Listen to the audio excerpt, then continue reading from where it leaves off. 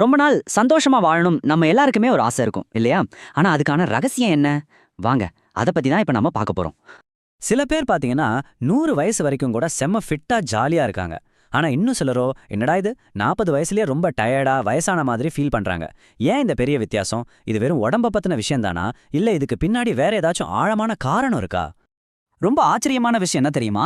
இதுக்கான ரகசியம் நம்ம உடம்புல மட்டும் இல்ல, நம்ம வாழ்க்கையோட நோக்கத்துல, அதாவது நம்ம பர்பஸ்ல ஒளிஞ்சிருக்கு. அது எப்படின்னு தான் நாம இப்ப விரிவா பார்க்க போறோம்.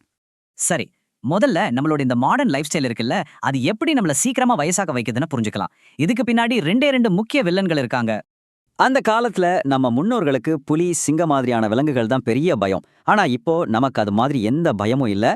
அதுக்கு பதிலா நமக்கு இருக்கிற 2 பெரிய எதிரி யாருன்னு தெரியுமா? ஒன்னு விடாம தொடர்ற மன அழுத்தம், இன்னொன்னு நாள் முழுக்க ஒரே இடத்துல உக்காந்தே இருக்கிறது. இதுதான் ரிசர்ச் சொல்லுது. சரி, இந்த மன அழுத்தம் அதாவது ஸ்ட்ரெஸ் நம்ம உடம்ப எப்படி பாதிக்குதுன்னு பார்க்கலாம்.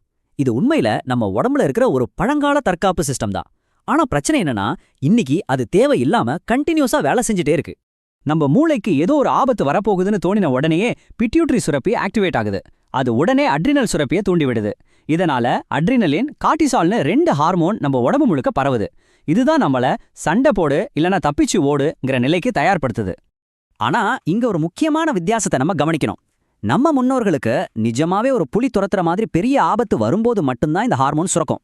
ஆனா நம்மளோ ஒரு ஃபோன் நோட்டிஃபிகேஷன் வந்தா கூட டென்ஷன் ஆகி நாள் முழுக்க கொஞ்சம் கொஞ்சமா இந்த மன அழுத்தத்தை அனுபவிச்சுட்டே இருக்கோம். இப்படி நம்ம உடம்பு எப்பவுமே ஒரு அலர்ட் மோட்ல இருக்கிறது தான் நம்மள கொஞ்சம் கொஞ்சமா அரிச்சிட்டு இருக்கு. இந்த அரிப்புன்னு சொன்னல, அது நம்ம செல் லெவல்ல எப்படி நடக்குது தெரியுமா? இங்கே தான் டெலோமியஸ் அப்படிங்கிற ஒரு விஷயம் வருது. ரொம்ப சிம்பிளா சொல்லணும்னா, டெலோமியஸ்ங்கிறது நம்ம ஷூலேஸோட முனையில இருக்கிற பிளாஸ்டிக் மாதிரி. அது எப்படி ஷூலேஸ் பிரியாம பாத்துக்குதோ, அதே மாதிரி இது நம்ம டிஎன்ஏவை பிரியாம பாதுகாக்கிற ஒரு கவசம். நாம வயசாக ஆக இது இயற்கையாவே கொஞ்சம் கொஞ்சமா சின்னதாகிட்டே போகும். இங்க தான் பிரச்சனையே ஆரம்பிக்குது. கலிஃபோர்னியா யூனிவர்சிட்டியில செஞ்ச ஒரு ஆய்வுல தொடர்ச்சியான மன அழுத்தம் இந்த பாதுகாப்பு கவசங்களை ரொம்ப வேகமா அழிக்குதுன்னு கண்டுபிடிச்சிருக்காங்க. இதனால நம்ம செல்கள் சீக்கிரமே வயசாயிடுது. சுருக்கமா சொல்லணும்னா, நம்மளோட ஸ்ட்ரெஸ் நம்மள செல் லெவலையே வயசாக வைக்குது.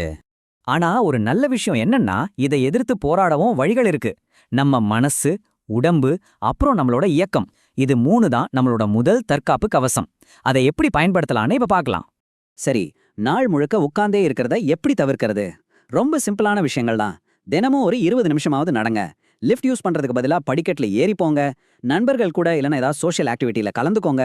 முக்கியமா ராத்திரி 7லேருந்து 9 மணி நேரம் நல்லா தூங்குங்க.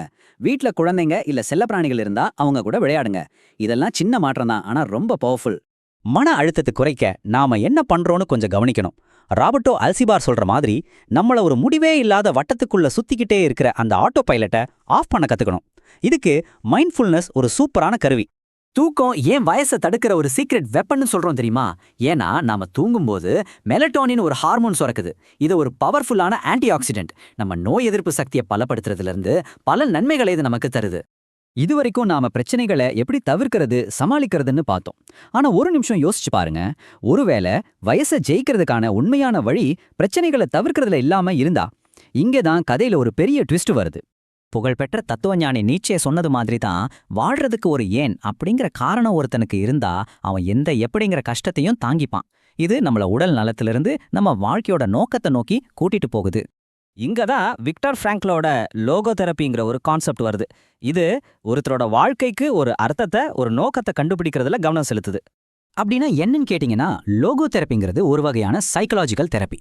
மக்கள் அவங்க வாழ்க்கையோட நோக்கத்தை உணர்வுபூர்வமா கண்டுபிடிக்க வச்சு அதன் மூலமா அவங்க கஷ்டங்களை ஜெயிக்க இது உதவுது. சிம்பிளா சொன்னா, நாம ஏன் வாழணுங்கிற கேள்விக்கு பதில தேட இது தூண்டுது. நம்ம வாழ்க்கையோட ஏன் அப்படிங்கிறத கண்டுபிடிக்கிறது எப்படி நமக்கு ஒரு பலத்தை கொடுக்கும்? விக்டர் பிராங்கில் அவரோட வாழ்க்கையில நடந்த ஒரு சம்பவத்தை உதாரணமா சொல்றாரு. எவ்வளோ பெரிய துக்கமா இருந்தாலும் அதுக்கு ஒரு அர்த்தத்தை கொடுத்தா அதையும் தாங்கிக்க முடியும்னு இந்த கதை நமக்கு புரிய வைக்கும். மனைவி இறந்த துக்கத்திலிருந்து மீளவே முடியாத ஒரு வயசான டாக்டர் பிராங்கல் கிட்ட வர்றார். அப்போ பிராங்கல் அவர்கிட்ட ரொம்ப சிம்பிளா ஒரு கேள்வி கேட்டார். ஒருவேளை உங்களுக்கு பதிலா உங்க மனைவி உயிரோட இருந்து நீங்க முதல்ல இறந்திருந்தா என்ன நடந்திருக்கும்? இந்த கேள்வியை கேட்டதும் அந்த டாக்டர் அதிர்ச்சியாகிட்டாரு. ஐயோ, அப்படி நடந்திருந்தா என் மனைவி ரொம்ப கஷ்டப்பட்டிருப்பா, அவளால தாங்கி இருக்கவே முடியாதுன்னு சொன்னார். அப்போ பிராங்கில் சொன்ன அந்த ஒரு வரி அந்த டாக்டரோட மொத்த பார்வையுமே மாத்திடுச்சு. அவர் சொன்னார், பாத்தீங்களா, அந்த பெரிய கஷ்டத்துல இருந்து உங்க மனைவியை நீங்க காப்பாத்திட்டீங்க. அதுக்காக நீங்க கொடுக்கற விலை தான் அவங்க இல்லாம நீங்க வாழ்ந்து அவங்களுக்காக துக்கப்படுறது. அந்த நிமிஷமே அர்த்தமே இல்லாத மாதிரி தெரிஞ்ச அந்த டாக்டரோட துக்கத்துக்கு ஒரு பெரிய நோக்கம் கிடைச்சது.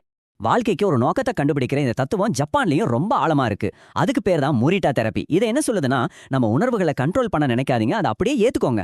வானிலை எப்படி மாறிட்டே இருக்கோ அது மாதிரி நம்ம உணர்வுகளையும் சொன்னா கவனிங்க. ஆனா நீங்க செய்ய வேண்டிய வேலையை சரியா செய்யுங்க. உங்க இக்கிகாய், அதாவது உங்க வாழ்க்கையோட நோக்கத்தை கண்டுபிடிச்சு அதுக்கேத்த மாதிரி செயல்படுங்கன்னு சொல்லுது. ஆக கடைசியா நம்ம புரிஞ்சுக்க வேண்டிய முக்கியமான விஷயம் இதுதான். நம்ம வாழ்க்கையோட அர்த்தத்தை நாம உருவாக்கல, நாம அதை கண்டுபிடிக்கிறோம். ஒவ்வொருத்தருக்கும் அவங்கவங்களுக்கான ஒரு நோக்கம் காத்துட்டு இருக்கு. இப்ப கேள்வி என்னன்னா, நீங்க எதை கண்டுபிடிக்க